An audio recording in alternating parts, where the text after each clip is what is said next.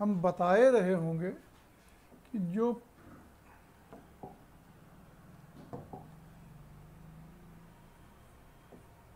प्रागैतिहासिक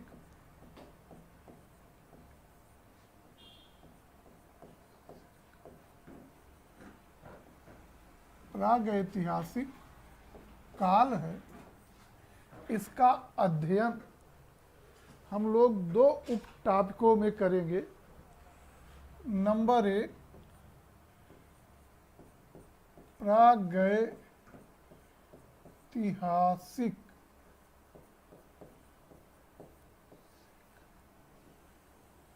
काल का सामान्य परिचय, और नंबर 2, प्रागैतिहासिक चित्रकला। इन दो उप टॉपिकों में हम लोग प्रागैतिहासिक काल का अध्ययन करेंगे। इनमें से हमारे सिलेबस में है प्रागैतिहासिक चित्रकला। प्रागैतिहासिक काल का सामान्य परिचय काल से भी बराबर प्रश्न पूछे जा रहे हैं, बराबर जो है प्रश्न पूछे जा रहे हैं। तो आइए हम लोग पहले देख लेते हैं प्रागैतिहासिक काल का सामान्य परिचय। प्रागैतिहासिक काल का सामान्य परिचय। तो आप देखेंगे प्रागैतिहासिक काल के अंतर्गत हम लोग देखने चल रहे हैं प्रागैतिहासिक काल का सामान्य परिचय। हिंदी शब्द प्रागैतिहास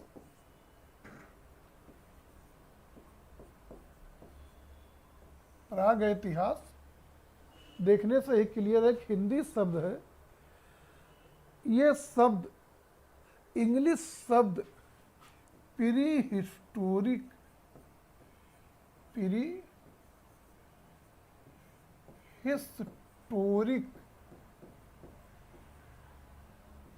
का हिंदी अनुवाद है। प्रागैतिहास अंग्रेजी शब्द prehistoric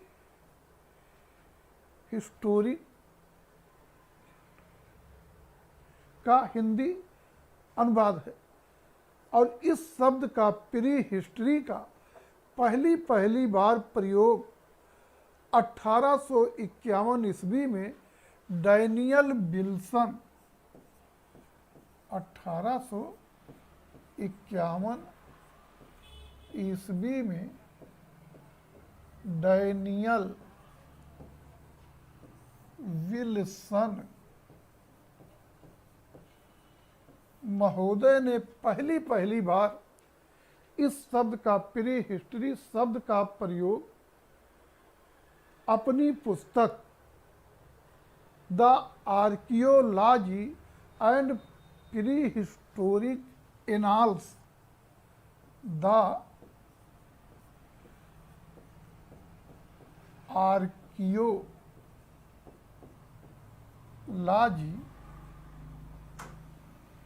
and pre historic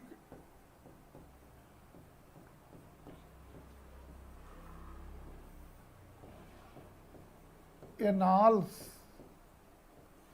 of Scotland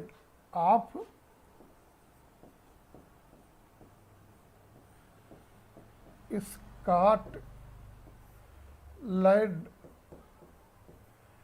में किया। तो प्रागइतिहास अंग्रेजी शब्द प्री हिस्ट्री या प्री हिस्टोरिक का हिंदी अनुवाद है, और प्री हिस्ट्री शब्द का पहली बार प्रयोग 1851 ईस्वी में डैनियल विल्सन महोदय ने अपनी पुस्तक the archaeology and pre historic annals of Scotland में किया। यहाँ से आपका क्वेश्चन जब कभी बनेगा तो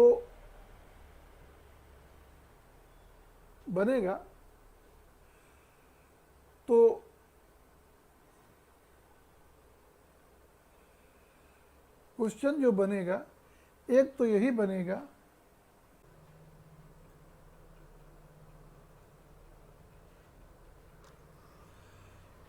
तो नेटवर्क वजह से कुछ प्रॉब्लम चल रही है आज। अब आगे देखेंगे कि जो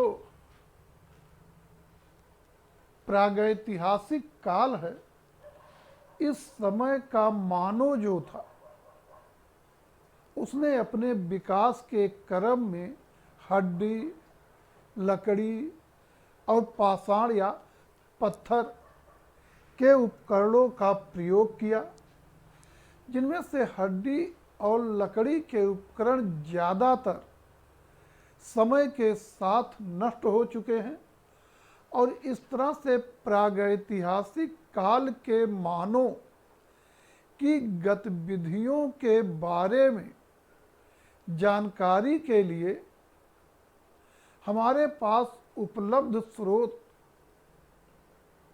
उसके द्वारा व्यवहार में लाए गए उसके पाषाण उपकरण हैं। इसीलिए प्रागैतिहासिक काल को प्रागैतिहासिक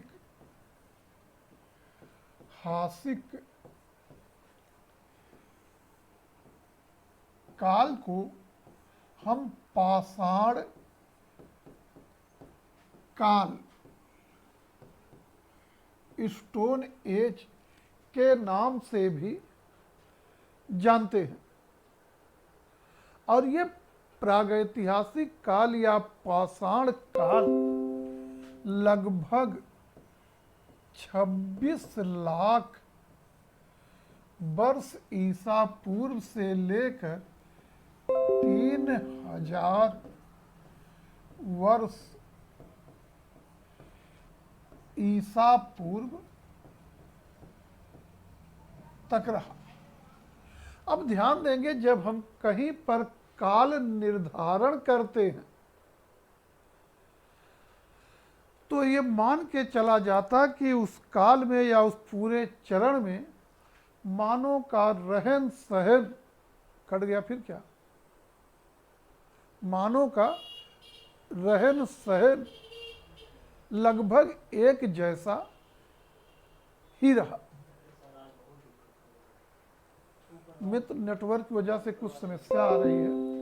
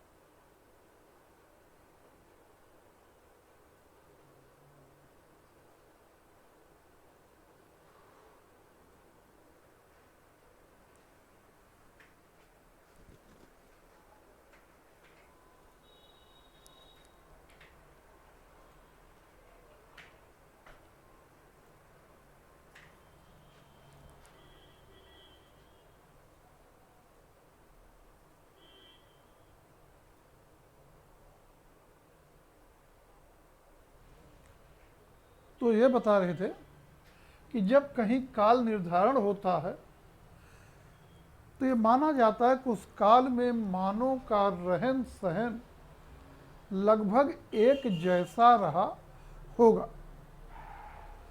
लेकिन जब प्रागैतिहासिक काल को देखेंगे तो प्रागैतिहासिक काल जो है ये बहुत लंबा समय है और इतने लंबे समय में मानव का रहन सहन एक जैसा रहा हो, यह संभव नहीं है। यहाँ पर 26 लाख वर्ष ईसा पूर्व में मानो अगर बिल्कुल पशुवत रहा होगा तो यहाँ पहुंचकर वो सभ्य भले न बना हो लेकिन लगभग सभ्य हो चुका रहा होगा। इसलिए पूरे चरण को प्रागैतिहासिक काल कह देने से इस समय की संस्कृति का समग्र अध्ययन नहीं हो पाता है। इस दिशा में पहला सफल प्रयास करने वाले हैं मिस्टर ल्यूबक। 1863 1865 ईस्वी। अब आप यहाँ देख रहे होंगे हमने लिखा 1863 1865 ईस्वी। तो इसका कारण है कि ल्यूबक ने अपने विचार 1863 में दिए थे, लेकिन वो प्रकाशित हुआ था 1865 में। तो ऐसे में ल्यूबक का संदर्भ आएगा तो उन्होंने जो काम किया अभी आगे देखेंगे, तो 63 को वरीयता देंगे, ना होने की स्थिति में 65 भी सही रहेगा। और ल्यूबक महोदय ने पाषाण काल को 2 उपचरणों में बांट दिया। एक पूरा पाषाण काल, पेलियोलिथिक एज, दूसरा नव पाषाण काल, नियोलिथिक एज। और पूरा पाषाण काल का समय लगभग 26 लाख से 10,000 वर्ष ईसा पूर्व और नव पाषाण का काल 10,000 से 3,000 वर्ष ईसा पूर्व रखा गया। ल्यूबक महोदय ने ये काम बहुत परिश्रम के बाद किया। वे विविध पूरा स्थलों पर गए, पूरा संग्रहालयों में गए और उस समय की जो भी उपलब्ध पाषाण सामग्री थी उसका अति बारीकी से अध्ययन किए और फिर पाषाण काल को इन 2 चरणों में बांटे। लेकिन जब ल्यूबक महोदय इतना काम कर चुके थे तब लोगों ने इस पर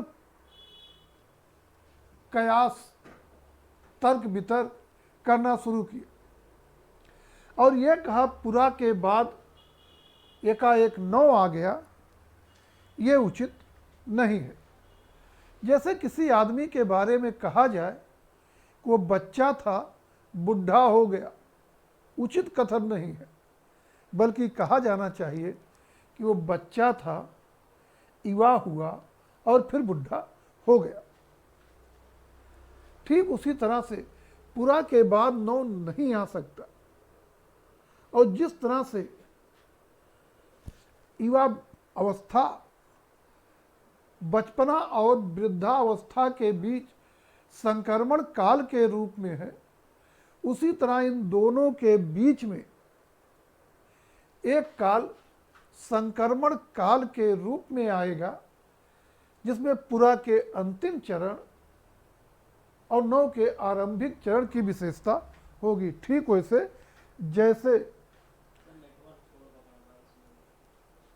वैसे ही जैसे अभी तो चल रहा है ना, ठीक वैसे ही जैसे युवा व्यक्ति में बचपन की चंचलता और बुढ़ापे की गंभीरता दोनों का समन्वय होता है, दोनों का समन्वय होता है। और इस तरह से कुल मिलाकर प्रागैतिहासिक काल को 3 उपचरणों में बांटा गया और ये रहे आपके पुरापाषाण काल, मध्य पाषाण काल और नवपाषाण काल। पुरापाषाण काल का समय वही रहेगा। मध्य पाषाण काल का समय 10,000 से 4,000 वर्ष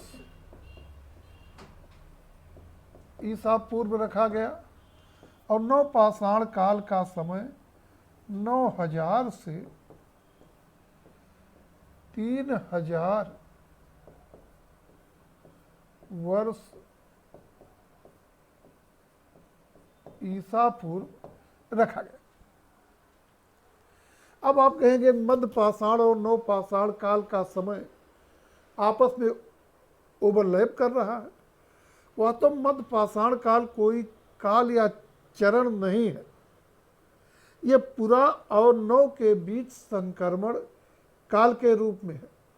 जहाँ पुरा का अंत वहीं नव का आरंभ और दोनों के बीच संक्रमण काल के रूप में मध्य पाषाण काल है, जो नवपाषाण काल के समानांतर चलता रहे। और अगर हम मध्य पाषाण काल का समय 10,000 से 3,000 वर्ष ईसा पूर्व और नवपाषाण काल का समय भी 10,000 से 3,000 वर्ष ईसा पूर्व रख दें तो ये गलत कतई नहीं होगा। लेकिन एक क्रमबद्धता बनाए रखने के लिए पहले मध्य आता है, फिर नौ, इसे 10,000 से 4,000 और इसे 9,000 से 3,000 वर्ष ईसा पूर्व हमने रख दिया है। और यही अंतर्राष्ट्रीय स्तर पर मान्य विचार भी है। तो कुल मिला के पाषाण काल को हमने 3 उपचरणों में बांटा। पुरापाषाण काल लगभग 26 लाख से 10,000 वर्ष ईसा पूर्व, मध्य पाषाण काल 10,000 से 4,000 वर्ष ईसा पूर्व, नवपाषाण काल 9,000 से 3,000 वर्ष ईसा पूर्व। और यहाँ पर अभी केवल एक क्वेश्चन आप याद करेंगे, 2 क्वेश्चन याद करिए। एक तो ये याद करेंगे, सर्वप्रथम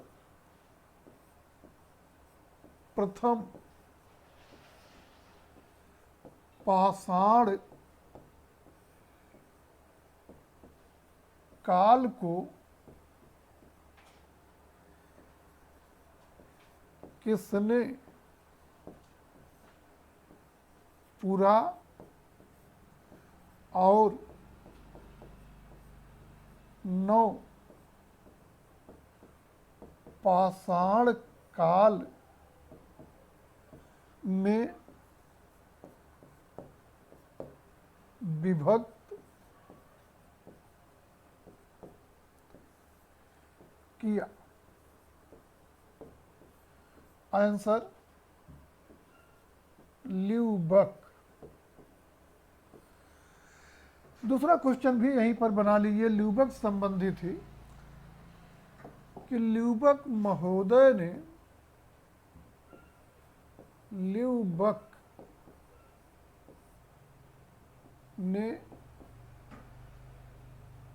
कब पाषाण काल को पुरा और नव पाषाण काल में विभक्त किया? आंसर हो जाएगा 1863 ईस्वी। लेकिन संयोग से 1863 विकल्प में ना हो तो 1865 भी सही हो जाएगा। वरीयता देंगे 1863 को, ना होने की स्थिति में 1865 ईस्वी को। एक क्वेश्चन और आपके स्तर पर यहाँ से पूछा जा सकता है, और वो क्वेश्चन आपका रहेगा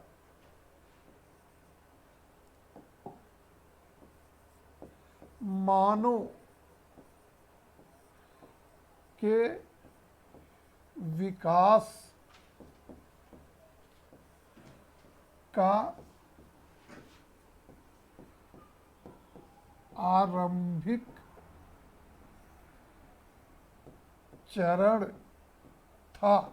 मानव के विकास का आरंभिक चरण था। आंसर होगा पाषाण काल। पाषाण काल। एक अगला क्वेश्चन बना देंगे कि मानव के विकास का आरंभिक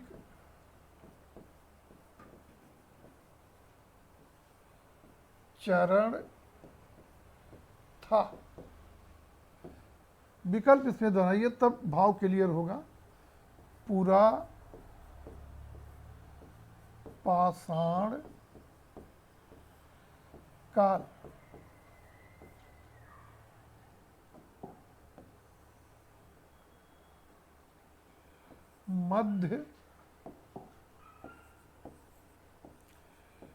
मध्य पाषाण काल। नव पाषाण काल। ताम्र काल। इसमें सही हो जाएगा पूरा पाषाण काल। और अब हम लोग चर्चा करने चल रहे हैं पूरा पाषाण काल, पेलियोलिथिक एज पर। तो आइए अब हम लोग देखते हैं पूरा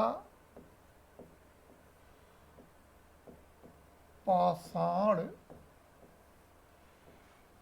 काल, पेलियोलिथिक एज, करीब 26 लाख से 10,000 वर्ष ईसा पूर्व। पूरा पाषाण काल पे हम लोग चर्चा करने चल रहे हैं। और जैसा कि अभी आप देखे हैं कि पूरा पाषाण काल मानव के विकास का बिल्कुल आरंभिक चरण था।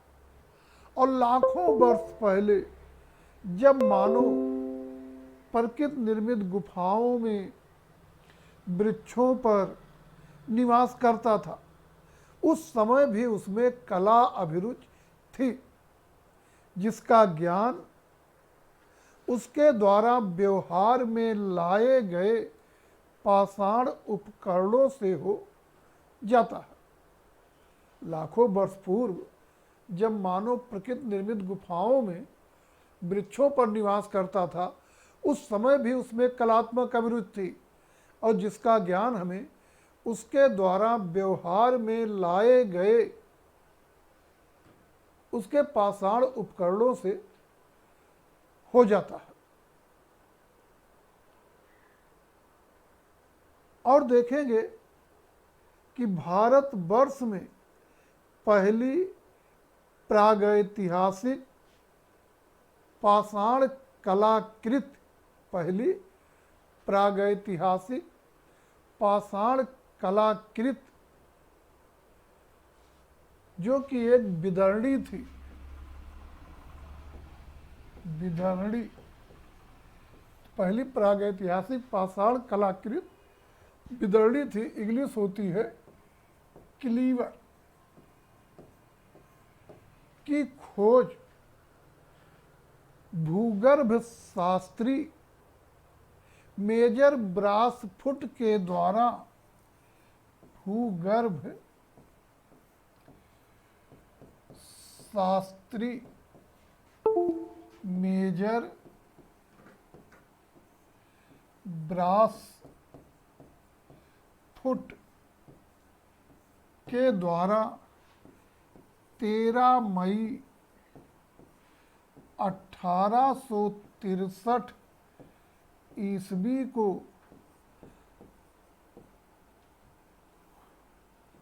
तमिलनाडु राज्य में मद्रास के समीप पल्लवरम नामक स्थान पर की गई। पल्लवरम नामक स्थान पर की गई। और देखेंगे पल्लवरम नामक स्थान पर की गई। और ये बहुत महत्वपूर्ण पॉइंट्स है कि भारत में पहली प्रागैतिहासिक पाषाण कलाकृति की खोज कहाँ हुई? पल्लवरम में। और राज्य पूछेगा तो तमिलनाडु में।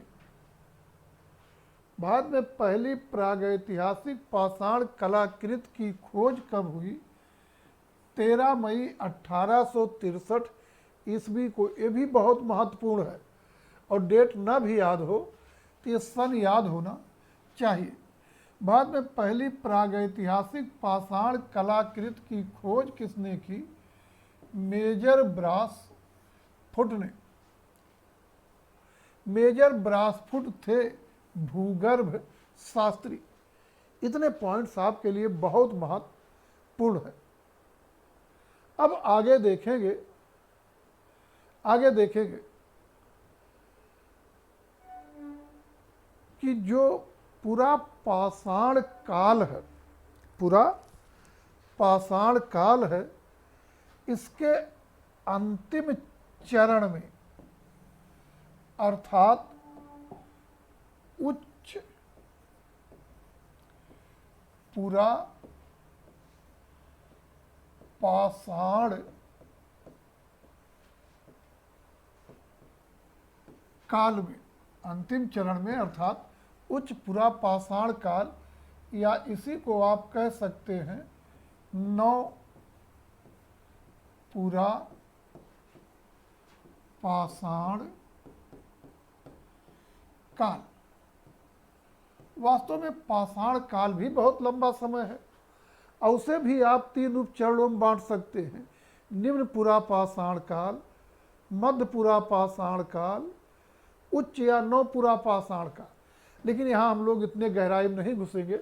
बस ये जानिए पुरा पाषाण काल का अंतिम चरण उच्च पुरा पाषाण काल है और उच्च पुरा पाषाण काल या नव पुरा पाषाण काल से अपवाद रूप में ही सही हमें चित्रकारी याद के साक्ष्य मिलने लगते हैं। आप देखेंगे उच्च पुरा पाषाण काल से संबंधित, उच्च पुरा पाषाण काल से संबंधित उत्तर प्रदेश के इलाहाबाद जिले की मेजा तहसील में बेलन नदी घाटी में स्थित लोहंदा नाले की खुदाई में एक उच्च पुरा पाषाण कालीन हड्डी की बनी नारी आकृति मिली है, जिसे पुराविद हारपून कहकर संबोधित करते हैं। बहुत महत्वपूर्ण है। बेलन नदी घाटी से जो नारी आकृति खुदाई में मिली है, किस काल की है? उच्च पुरा पाषाण काल की है। या घुमा देंगे, उच्च पुरा पाषाण कालीन हड्डी की बनी नारी आकृति किस स्थल से मिली है? बेलन नदी घाटी से। लोहदा नाला वाला नहीं पूछेंगे। आगे देखेंगे, उच्च पुरा पाषाण काल से ही संबंधित महाराष्ट्र के जल गांव में, महाराष्ट्र के जलगांव में पटने से एक शुतुरमुर्ग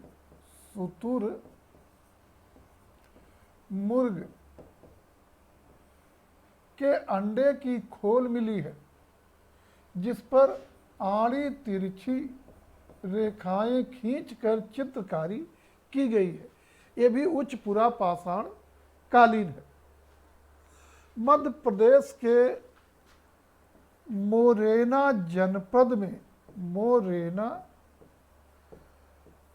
जनपद में आसान नदी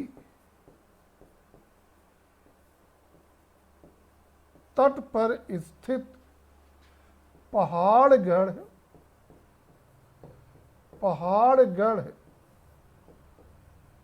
सियोरपुर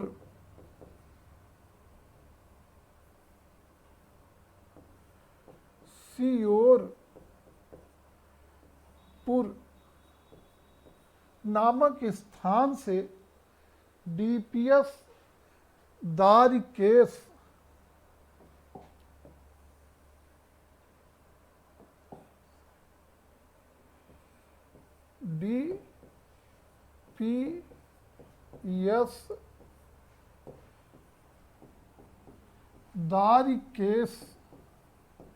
महोदय ने उच्च पुरा पाषाण कालीन लगभग 25,000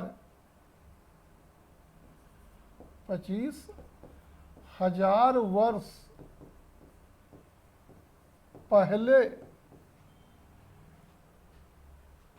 पहले के गेरू और खड़िया को आप चूना पत्थर भी कह सकते हैं, से बने शिकारी और शिकार के दृश्य खोज निकाले हैं। और ये तीनों साक्ष्य आपके उच्च पुरा पाषाण काल से संबंधित हैं। तीनों महत्वपूर्ण हैं, लेकिन ये वाला अपेक्षाकृत ज़्यादा महत्वपूर्ण है। और चित्रकला के संदर्भ में इतना ही। साथ ही हम पुरा पाषाण काल, क्वेश्चन अभी एक साथ बनवा देते हैं, साथ ही हम पुरा पाषाण काल से संबंधित कुछ टिप्पणियां देख लेते हैं जो पूछी जा सकती है। टिप्पणी का मतलब यहाँ पर हमारे ये है कि इनका चित्रकला से कोई मतलब नहीं है, लेकिन पूछे जा सकते हैं। जैसे एक आप देख सकते हैं कि पूरा पाषाण काल जो है, इसमें मानव की जीविका का मुख्य स्रोत आखेट, यौग, खाद्य संग्रह रहा, और यही एकमात्र स्रोत है। पूरा पाषाण काल में मानव की जीविका का एकमात्र स्रोत आखेट एवं खाद्य संग्रह रहा। दूसरे, पूरा पाषाण काल में ही मानव ने अग्नि का आविष्कार कर लिया था।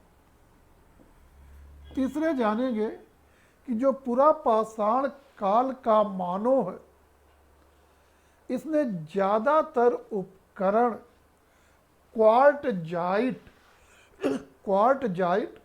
पत्थर के बनाए हैं। इसीलिए पूरा पाषाण कालीन मानव को क्वार्ट जाइटी मैन, क्वाड जाइटी मैन कहा जाता है। आगे जानेंगे पुरापाषाण कालीन मानव की गतिविधियों के ज़्यादातर साक्ष्य विंध्य पर्वत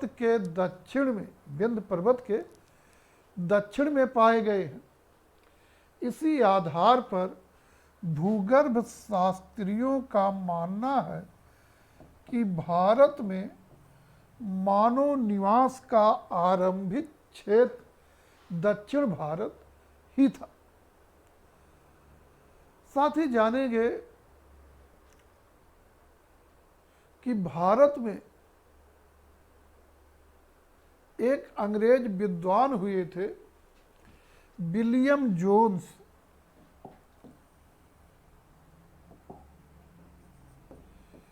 विलियम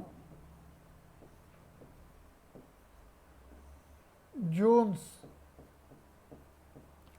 और विलियम जोन्स ने 1784 ईस्वी में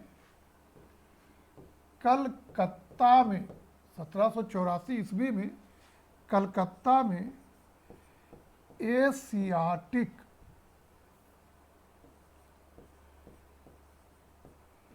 एशियाटिक सोसाइटी की स्थापना की। विलियम जोन्स ने 1784 में कलकत्ता में एशियाटिक सोसाइटी की स्थापना की, और यही एशियाटिक सोसाइटी जो है भारत में पुरातत्व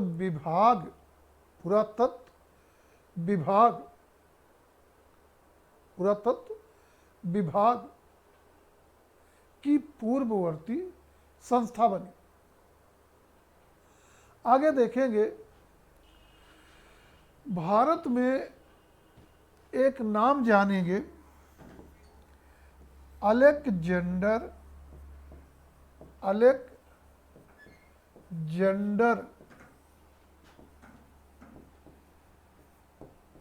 कनिंघम का। इन्हें भारतीय पुरातत्व का जनक माना जाता है, भारतीय पुरातत्व का जनक माना जाता है। आगे जानेंगे पुरातत्व विभाग की स्थापना 1860-61 ईस्वी में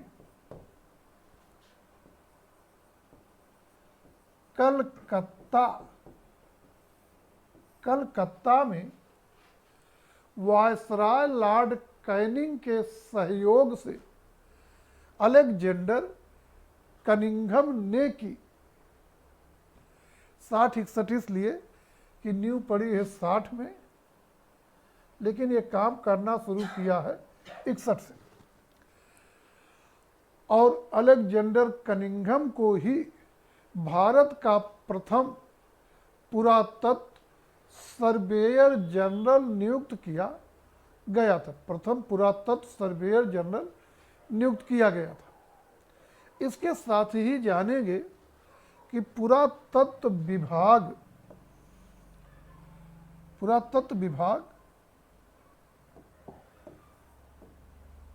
की प्रागैतिहासिक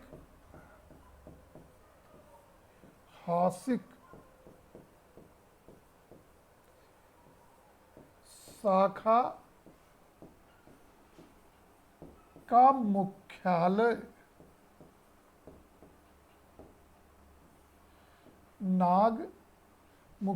जो है वो नागपुर में है। एक पॉइंट और जानेंगे कि वर्तमान में भारतीय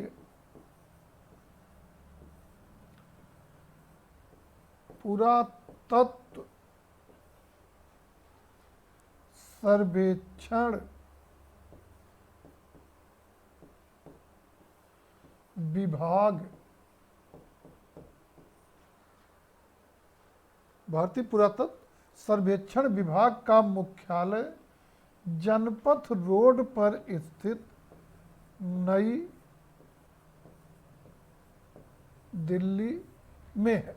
भारतीय पुरातत्व सर्वेक्षण विभाग का मुख्यालय जो है वो जनपथ रोड पर स्थित नई दिल्ली में है।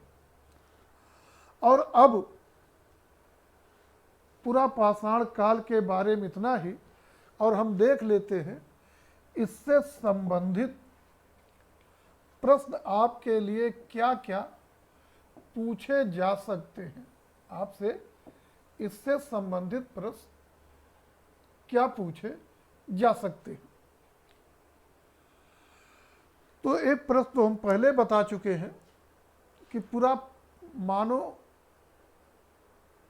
के विकास का आरंभिक चरण था तो पाषाण काल, और पाषाण काल में आप पूरा पाषाण काल को वरीयता देंगे। दूसरा प्रश्न जो आपसे बनेगा, अगला प्रश्न यहाँ पर वो बनेगा कि पूरा पाषाण कालीन, पूरा पाषाण कालीन, या दे देंगे पाषाण कालीन मानव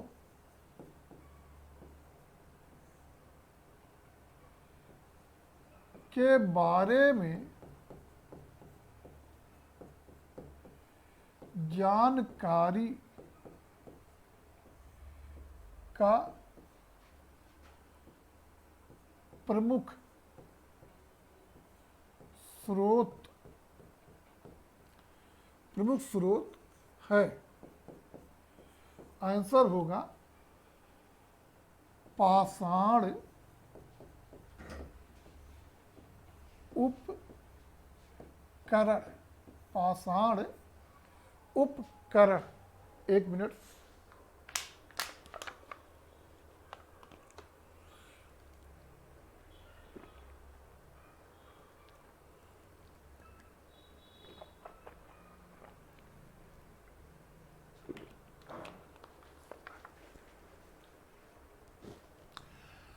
एक प्रश्न यहां पर और बना दिया जाएगा।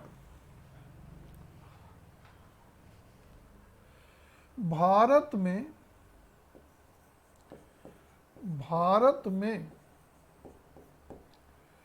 पहली पाषाण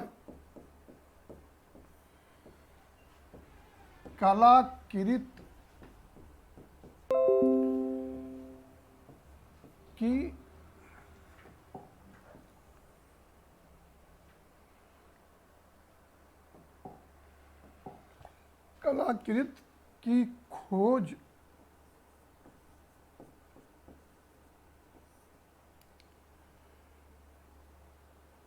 कहाँ पर हुई, कहाँ पर हुई। अब इसमें विकल्प में राज्य रहेगा तो तमिलनाडु, वैसे पल्लवरम बहुत चर्चित है तो यही स्थान रहेगा, पल्लवरम में। बहुत महत्वपूर्ण प्रश्न है। एक प्रश्न और आपका बन जाएगा,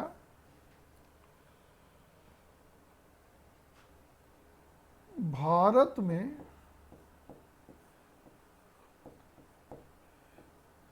प्रथम पाषाण उपकरण की खोज किसके द्वारा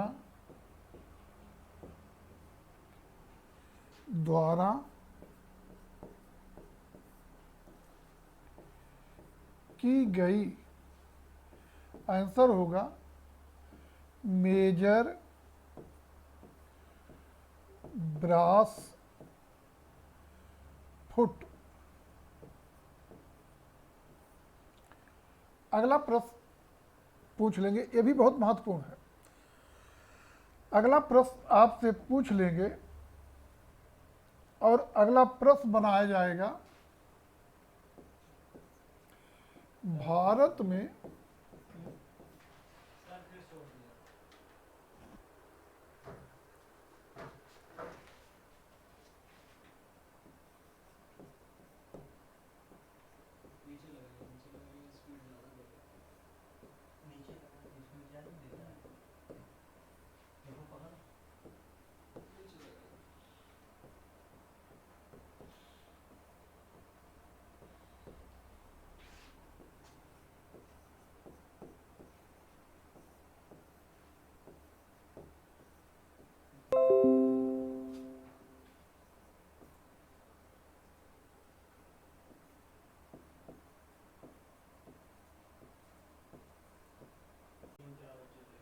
तीन चार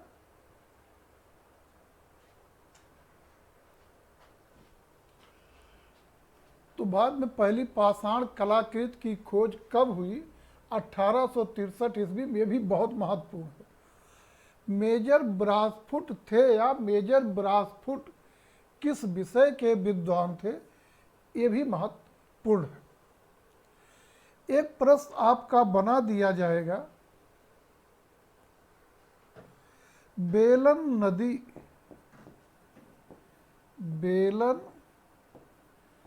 नदी घाटी से प्राप्त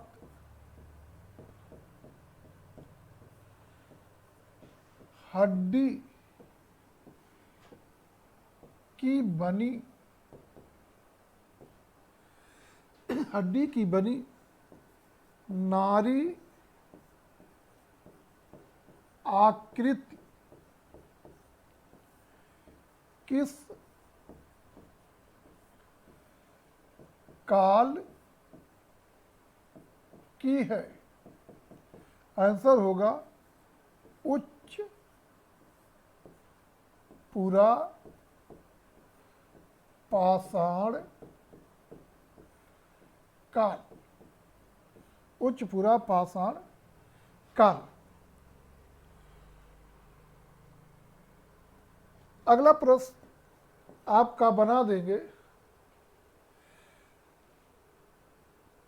महाराष्ट्र के जलगांव में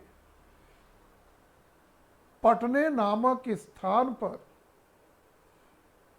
जो शुतुरमुर्ग के खोल पर चित्रकारी मिली है वो किस काल की है? आंसर होगा उच्च पुरा पाषाण काल। अगला प्रश्न बना देंगे,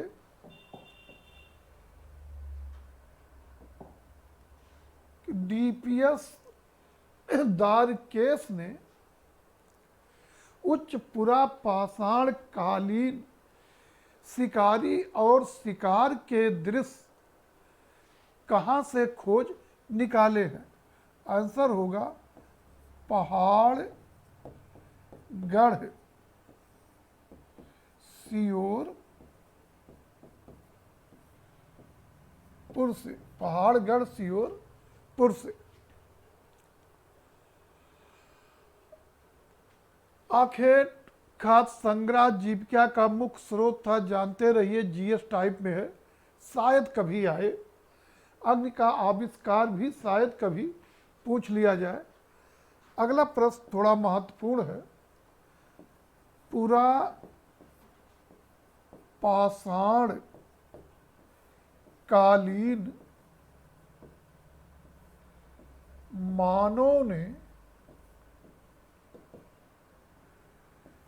ज्यादातर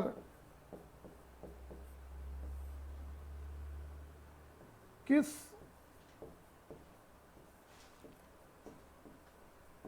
पत्थर के औजार प्रयोग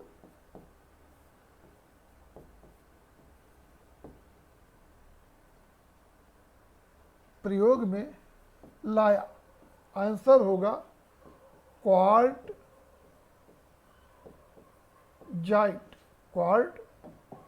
जाइट। आगे एक और प्रश्न बना देंगे। भारतीय पुरातत्व का जनक, भारतीय पुरातत्व का जनक किसे माना जाता है? किसे माना जाता है? आंसर होगा अलेक्जेंडर कनिंघम को। अलेक्जेंडर कनिंघम को। एक बना देंगे, भारत का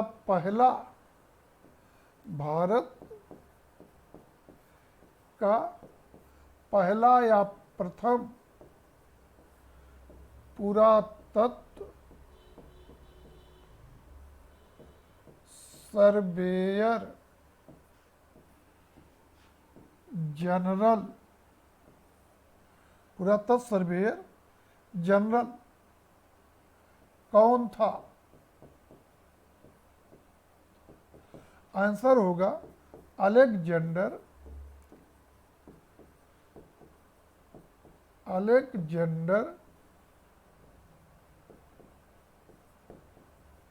कनिंघम। आगे एक प्रश्न बना देंगे।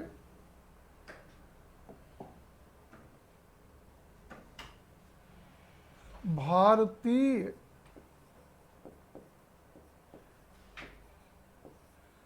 पुरातत्व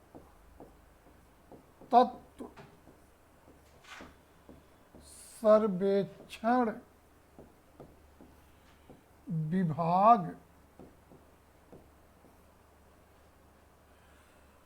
आर्कियोलॉजी सर्वे ऑफ इंडिया, भारतीय पुरातत्व सर्वेक्षण विभाग का मुख्यालय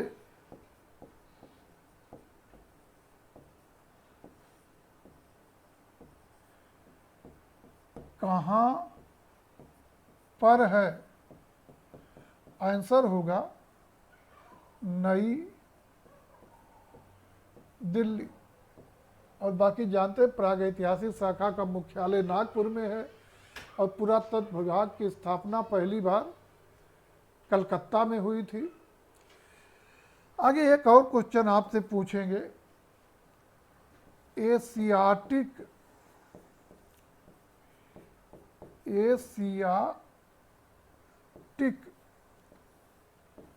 सोसाइटी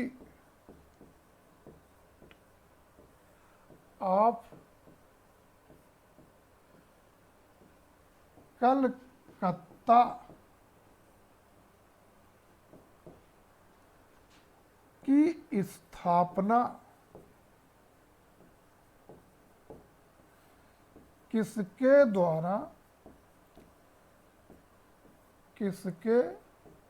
द्वारा की गई? आंसर होगा विलियम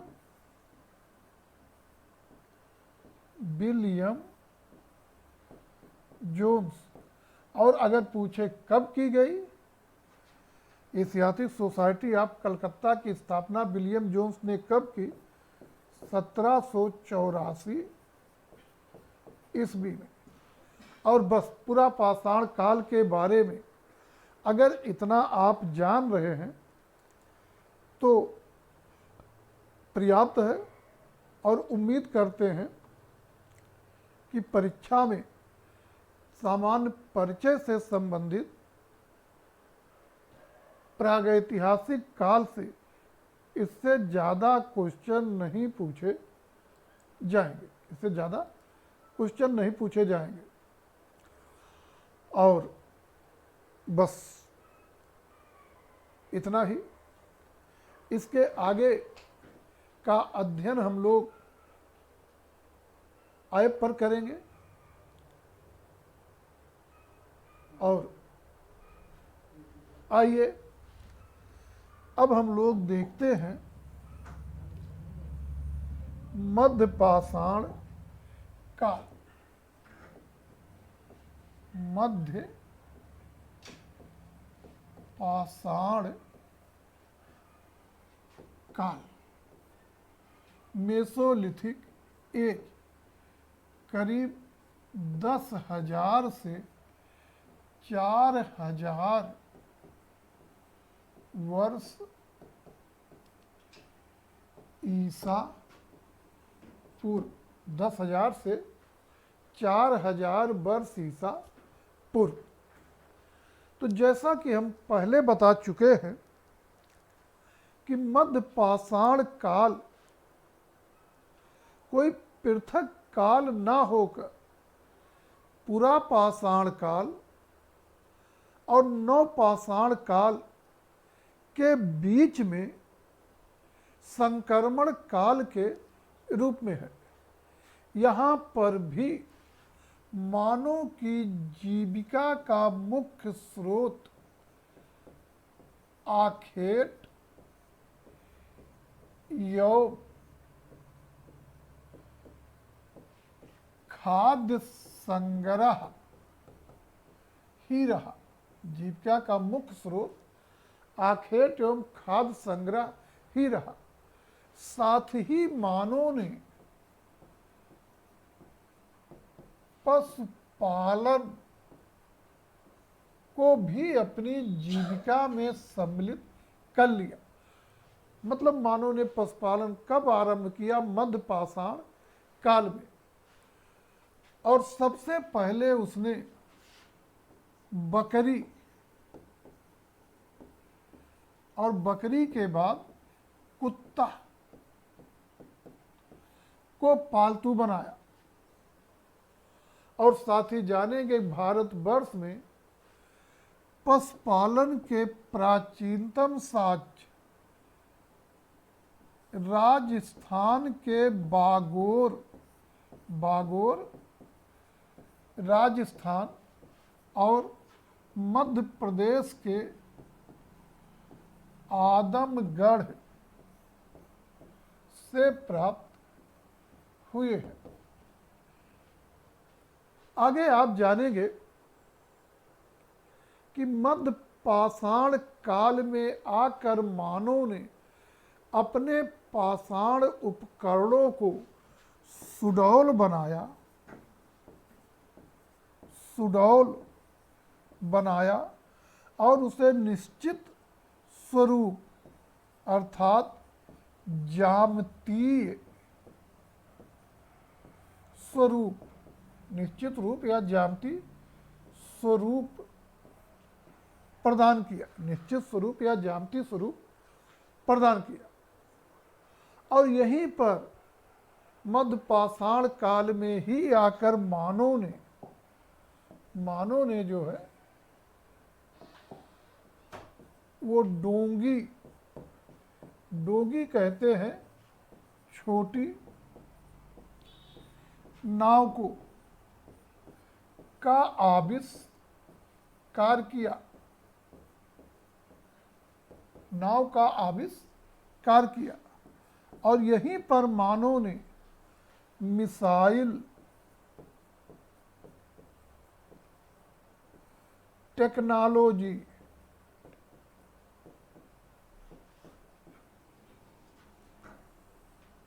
अर्थात प्रक्षेपास्त्र तकनीक का आविष्कार किया। लेकिन यहाँ पर मिसाइल टेक्नोलॉजी इसका जो है वो आज की अग्नि मिसाइल वगैरह मत ले लीजिएगा। ये है धनुष बाण। मतलब धनुष बाण का मानव ने आविष्कार किया। आगे देखेंगे एक स्थल सराय नाहर। सराय नाहर उत्तर प्रदेश के प्रतापगढ़ जिले में है। उत्तर प्रदेश के प्रतापगढ़ जिले की पट्टी तहसील में है। यद्यपि पट्टी वगैरह से आपको कुछ मतलब नहीं, बस जानिए उत्तर प्रदेश के प्रतापगढ़ जिले में है। और केवल एक पॉइंट जानेंगे कि सराय नाहर भारत का सबसे प्राचीन मध्य पाषाणी स्थल है। इतना ही पर्याप्त। एक स्थल जानेंगे महदहा। महदहा ये भी उत्तर प्रदेश के प्रतापगढ़ जिले में है और लगभग सराय नाहर का समकालिक है। यहाँ पर खुदाई में 2 नारी कंकाल ऐसे मिले हैं जिनमें एक 5 और दूसरी 12 मृग श्रृंग के छल्लों की माला पहने हुए है। एक स्थान जानेंगे भीम बेतका या भीम बैठका। ये मध्य प्रदेश के रायसेन जिले में है। मध्य प्रदेश के रायसेन जिले में है और भारत में मध्य पाषाण कालीन मानव की कलात्मक गतिविधियों के सर्वाधिक साक्ष्य इसी भीमबेटका से प्राप्त होते हैं। यह महत्वपूर्ण है कि भारत में मध्य पाषाणिक मानव की कलात्मक गतिविधियों का साक्ष्य प्रस्तुत करने वाला स्थल है तो है भीमबेटका। हमेशा बरी होगा। वैसे भीमबेटका हमारे सिलेबस में है और आगे हम इस पर डिटेल में चर्चा करेंगे, लेकिन यहाँ इतना ही। और अब हम लोग देख लेते हैं कि मध्य पाषाण काल से संबंधित कौन से प्रश्न हमसे पूछे जा सकते हैं। तो आप जानेंगे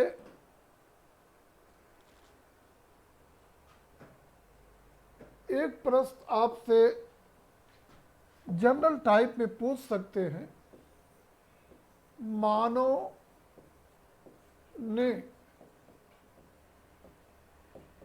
पशुपालन का आरंभ किस काल में किया? आंसर मध्य पाषाण काल। मध्य पाषाण काल। एक बना सकते हैं कि मानव ने सबसे पहले किस पशु को पालतू बनाया? आंसर होगा बकरी।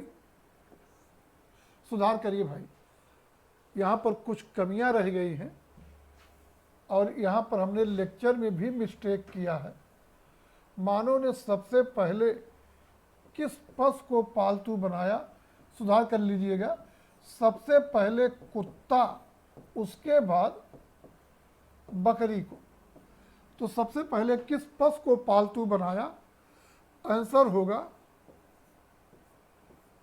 कुत्ता। अगला प्रश्न, भारत में पशुपालन के प्राचीनतम साक्ष्य कहाँ से मिले हैं? ये आपसे नहीं पूछा जाएगा, आपके लिए बहुत क्लिष्ट है, ये इतिहास के विद्यार्थियों से पूछा जाएगा। अगला प्रश्न आपसे पूछा जाएगा कि मानव ने अपने उपकरणों को निश्चित स्वरूप, मानव ने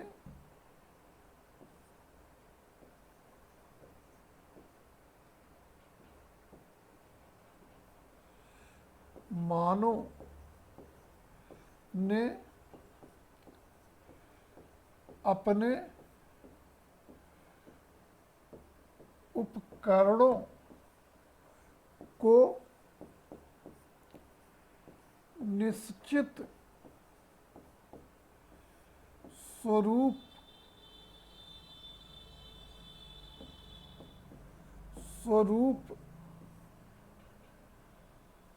कब प्रदान किया? आंसर होगा मध्य पाषाण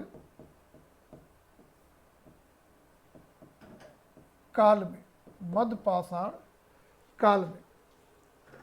बाकी जनरल से क्वेश्चन आपसे बना दिए जाएंगे कि नाव का आविष्कार कब किया, धनुष बाण का आविष्कार कब किया, मध्य पाषाण काल में। इसके बाद आपके क्वेश्चन ये भी बन सकते हैं, लेकिन वो सब इतिहास विषयक है, फिर भी जानते रहिए, कभी कभार पूछ लिए जा सकते कि भारत का सबसे प्राचीन मध्य पाषाणिक स्थल, भारत का सबसे प्राचीन मध्य पाषाणिक स्थल कौन सा है? सराय नाहर। किस स्थल की खुदाई में या किस मध्य पाषाणिक स्थल की खुदाई में दो नारी कंकाल मिले हैं, जिनमें एक 5 और दूसरी 12 मृग श्रृंग के छल्लों की माला पहने हुए हैं? आंसर है महदहा। महदहा। अगला प्रश्न बहुत महत्वपूर्ण है। भारत में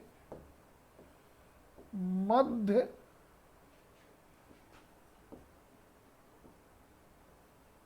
पाषाणिक मानव की कलात्मक गतिविधियों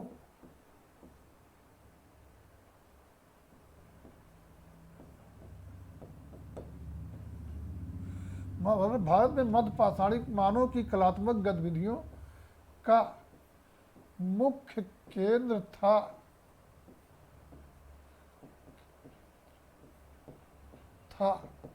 आंसर होगा भीम बेतका। बहुत महत्वपूर्ण है, बहरहाल सिलेबस हम आगे भी पढ़ाएंगे। भीम बेतका कहाँ पर स्थित है? मध्य प्रदेश के रायसेन जिले में, मध्य प्रदेश के रायसेन जिले में। ये भी महत्वपूर्ण है।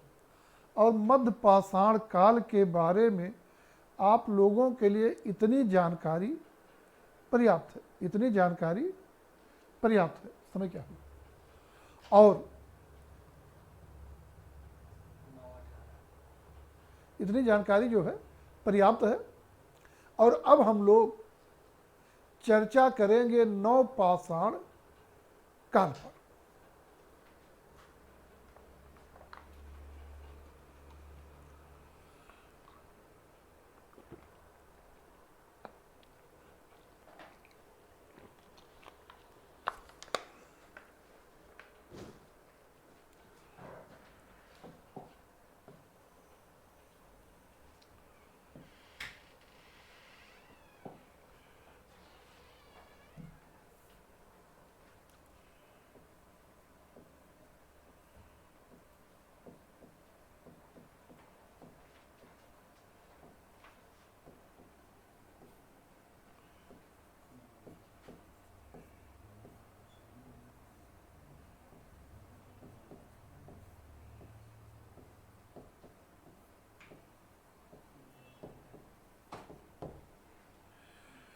नवपाषाण काल, नियोलिथिक एज,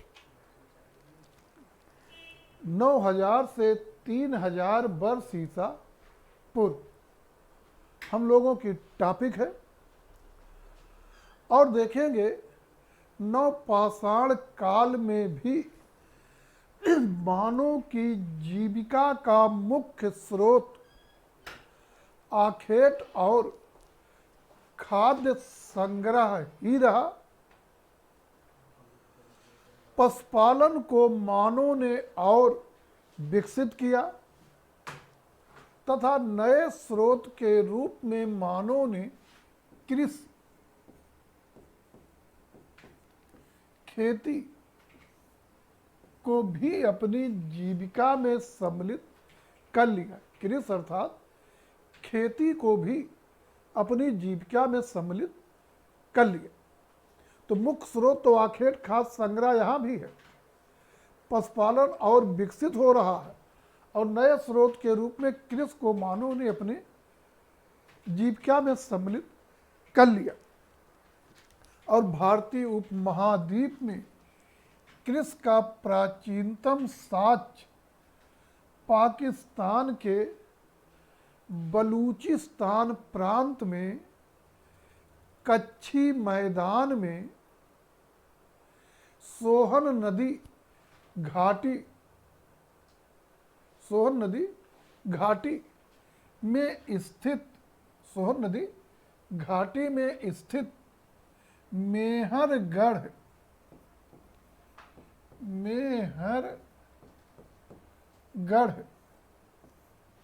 से प्राप्त हुआ है। मित्र, क्लास हमें यही समाप्त करना होगा और नवपाषाण काल पर हम कल चर्चा करेंगे। वास्तव में जो कैमरा है उसकी चार्जिंग समाप्त हो गई है, अभी 2-4 मिनट में कभी भी कट सकती है। तो आज का क्लास बस इतना ही। इससे आगे कल हम नवपाषाण काल और उसके आगे चर्चा करेंगे। तब तक के लिए धन्यवाद। शुभ रात्रि।